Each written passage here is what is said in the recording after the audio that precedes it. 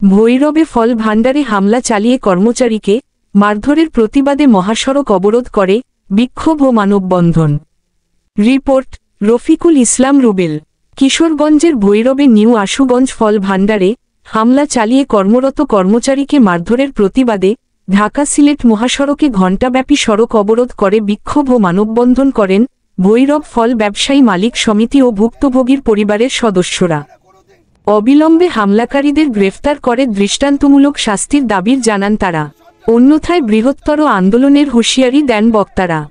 ব্যবসায়ীরা জানান, 25শে ফেব্রুয়ারি সকালে ভৈরবের সিলেট বাসস্ট্যান্ড সংলগ্ন বৃহত্তর ফল মার্কেটের নিউ আশুগঞ্জ ফল ভাণ্ডার এর কর্মরত কর্মচারী তৌফিককে প্রাণে মেরে ফেলার জন্য নিউ আশুগঞ্জ ফল ভাণ্ডার এর ভিতরে অজ্ঞাতনামা 30-40 জন কিশোর গ্যাং সদস্যরা এলোপাতারিভাবে মারধর করে জোরপূর্বকভাবে অপহরণ করার চেষ্টা করে গুরুতর আহত করে।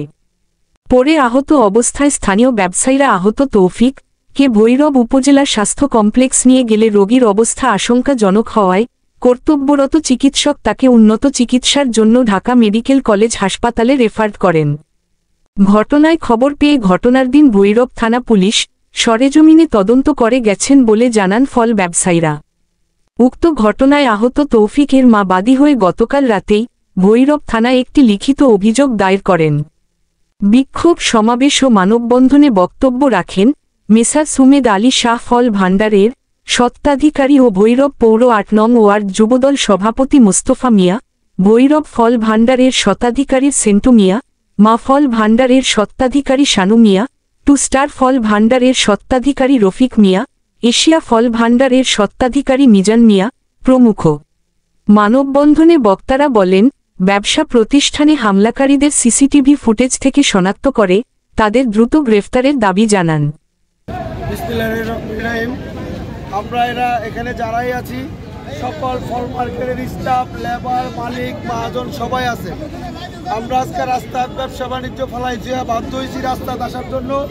আমাদের ভৈরব ফল মার্কেটের ব্যবসায়িকরা নিরাপত্তা যে যেভাবে পারে যখন যেমন চায় তারা হামলা করে ফল মার্কেটের উপরে, ঘরের ভিতর থেকে লোকজন ধরে এনে রাস্তাঘাটে এনে মারধর করে। এর প্রতিবাদে আমাদের সকল ফল ব্যবসায়িকরা আজকে রাস্তায় নেমে এসে মানববন্ধন করছে। যদি আমরা এটার সুষ্ঠু বিচার না পাই তাহলে আমরা যে কঠিন কর্মসূচি দিতে বাধ্য হব। আমাদের বিচার দিতে হবে। ব্যবসায়িকের উপর হামলা কেন? আমরা এখানে ব্যবসা করতে এসেছি, কোনো গুন্ডামি চাঁদাবাজি মস্তানি করতে আসি নাই। ব্যবসার উপর হামলা কেন? আমরা কি অপরাধ আমাদের ঘরের ভিতরে ঢুকে আমাদের লোকজনকে মারধর করবে? তার কারণ কি? এই কারণ এই বিচার প্রশাসনকে দিতে হবে। প্রশাসনের কাছে নিম্ন অনুরোধ থাকবে, যারা এই বিচার সুন্দর করে সুষ্ঠু তদন্ত করে তাদেরকে বিচারের আওতায় আনা হোক।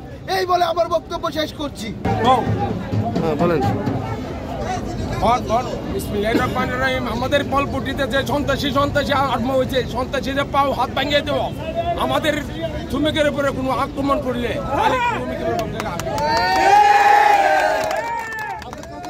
আমরা কাউকে ছাড় দিব না, সবাইকে আমি হাত ভাঙিয়ে দিব। সবার এক যুক্ত থাকবে সবাই। আমাদের ফল মার্কেটে অতর্কিত হামলার তীব্র প্রতিবাদ জানাচ্ছি এবং দ্রুত সময়ের ভিতরে প্রশাসনের কাছে দাবি করছি এই সন্ত্রাসী এদেরকে চিহ্নিত করে দ্রুত সময়ের আইনের আওতায় আনার জন্য। এই বলে আমার বক্তব্য শেষ করছি। গেঞ্জাম হয় বাইরে এলাকা লুজ নিয়ে বসবে, সমাধান করবে। আর শুধু ফল মার্কেটের কিনু গেঞ্জাম হয়, ফল মার্কেটের কমিটি আছে, সভাপতি আছে, সেক্রেটারি আছে, 10 জন আছে, 10 জন মিলিয়া এটা পেজ ভাঙবো। যদি কিন্তু আবার দ্বিতীয়বার হামলা হয় আমরা কিন্তু থামতাম না। আমরা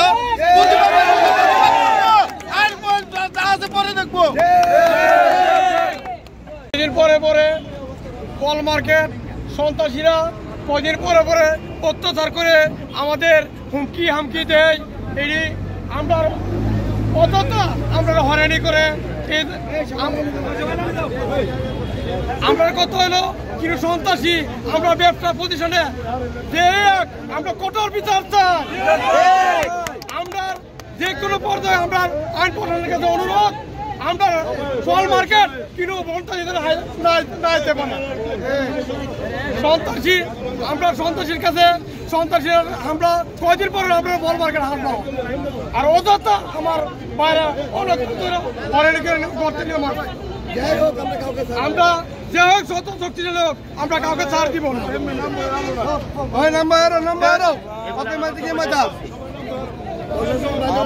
আর আমরা নিরীহ শ্রমিক ভাইদেরকে সন্ত্রাসীরা ধরে ঘর থেকে ধরে নিয়ে অনেক মারপিট করে আমাদের কাছে চাঁদা চাই। কেন আমরা কি সরকারকে ট্যাক্স দেই না? প্রশাসন এটার কোনো পদক্ষেপ নেই না। এখন আগামীকালকে যে ঘটনাটা হয়েছে, আমার এক শ্রমিক ভাই ঢাকা মেডিকেলে কলেজ ভর্তি আছেন, ওনার যদি সুস্থ বিচার আমরা প্রশাসনের কাছে না পাই, আর প্রশাসন যদি আমাদেরকে মনে করে বাধ্য করে হাতে অস্ত্র নেওয়ার জন্য, আমরা রাস্তায় নামবো। রাস্তায় নামবে আমরা এটা প্রতিরোধ করব। আর যদি প্রশাসন আমাদের তাহলে আমরা অস্ত্র হাতে তুলে নিব না। আর যদি প্রশাসন এদের বিচার না দেয়, তাহলে আমরা বাধ্যতামূলক অস্ত্র হাতে তুলে নেব। আমাদের বক্তব্য শেষ করছি। আল্লাহ হাফেজ।